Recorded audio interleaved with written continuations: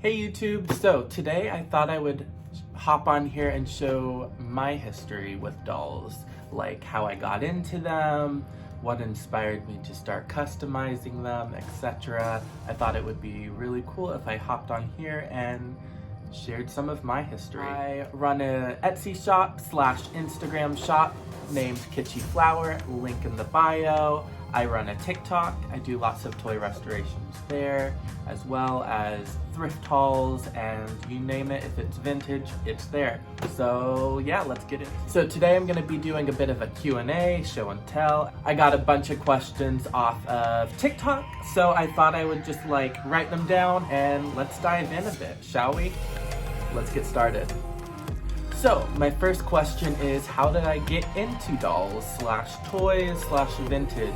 And the answer is my parents. Both of my parents have owned antique stores. My father still does. He also has an estate sale company where he goes in and, sources things, and then will often either sell them online or host estate sales as well. So. And then on my mom's side, she actually owned 2 antique stores with my aunt, and then throughout growing up, she had a booth or 2 here and there in various antique stores. So that's kind of my little bit of a history. So of course, all growing up, being around antiques from a really early age, I was taught to respect them and treat them with kindness. Because that is a part of history that someone previously loved. So, and I also got a question asking what my favorite decade of toys are, and that's a great question actually. I'd have to say 50s, 60s. I love, of course, big eyes, some blue eyeshadow. Of course, this is also one of my favorite toys I have, which is a Little Miss No Name.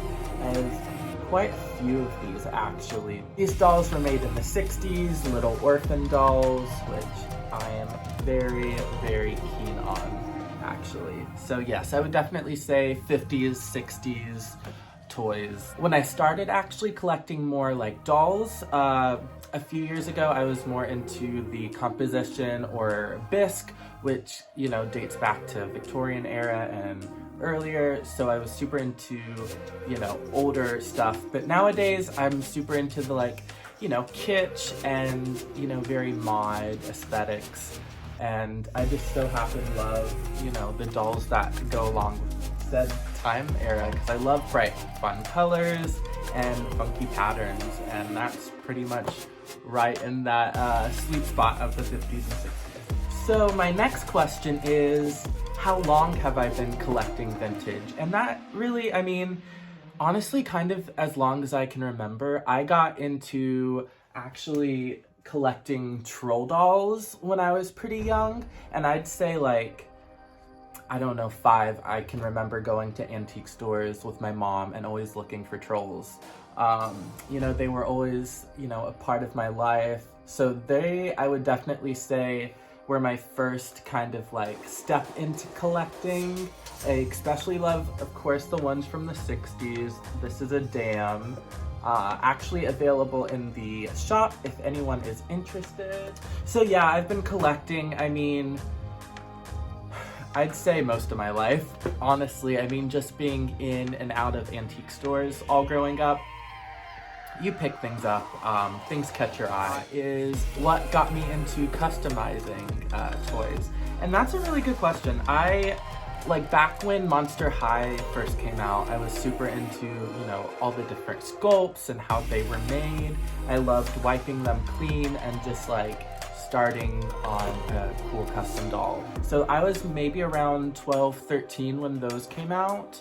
So I'd say that's kind of when I started dabbling in customization, and then that kind of went on to Blythe dolls, obviously factory dolls you get off different sites like Alibaba or AliExpress or wherever you can find them, honestly, on the internet. Sometimes Monster High kind of started, my interest in customizing dolls and, just really experimenting with them. And it was so cool at the time because obviously you could buy them off shelves and, you know, find one here and there anywhere, honestly. But now they're a little harder to find. I find them in like thrift stores and stuff. I don't really customize those too often anymore. But when I do find a cool one that's in, you know, awful shape at a thrift store, it is fun to, you know, give something new life. So yeah. And another question I got asked is like, what is my favorite toys? Like I showed earlier, I would definitely have to say the Little Miss No Name doll from the 60s. I love, actually really love this PJ doll. Very mod, obviously, Barbie's friend with the pull string.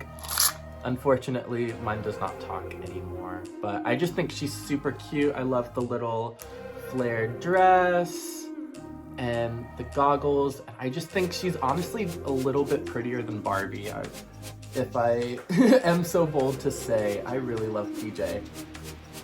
And it's funny because the original is like the old Midge sculpt, which I don't know if you've seen Midge, she's kind of like busted looking in my opinion, but I love how PJ looks. She's definitely my favorite. And I love the pattern of her dress. Favorite, I would probably say, is my Goond Rubber Face Devil. So yeah, I found him like last year sometime actually, but this was actually what got me into collecting the Rubberface plush again. I mean, brief backstory, I used to collect them, but now I do again. So love the Goond Rubberface Devil. Actually, and I have a TikTok on restoring him a bit, so if you want to see that, check out my TikTok. I get asked this question a lot, is like, where do I find my toys? I get them at antique stores, thrift stores, online, like eBay, Facebook Marketplace, etc. You just have to look, you know, you have to like develop a bit of an eye to know what you're looking for, and just kind of, when you see something, you roll with it.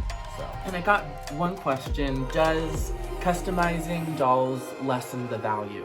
Which in my case, I would say no, because when I tend to customize dolls, they are like pretty much busted.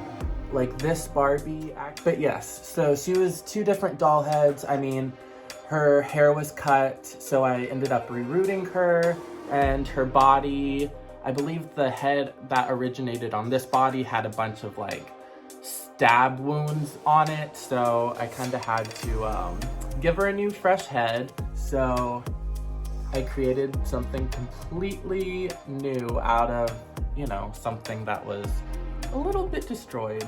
Like I said, I'm not going to, you know, take brand new mint condition dolls and, you know, scalp them and take off all their face paint. Obviously not. Because yes, that would devalue the, you know, worth of them.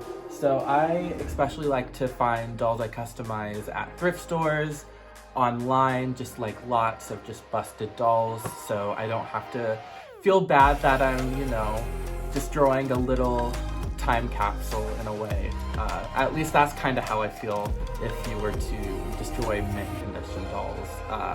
But I mean, granted, if it's I don't know, like a Susie Sad Eyes. I mean, these were like dollar store dolls, you know, they weren't very, you know, highly expensive. This is one I've customized. Granted, when I found her, she had a big chunk of her hair, you know, cut off. So I was like, let's put her in this cute little dress and just completely redo her, honestly. And I actually do have a TikTok of me restoring this one as well. I actually really love doing Susie Sad Eyes. They're one of my absolute favorite dolls, again from the 60s, and kind of like a little cousin to the Little Miss No Name, actually.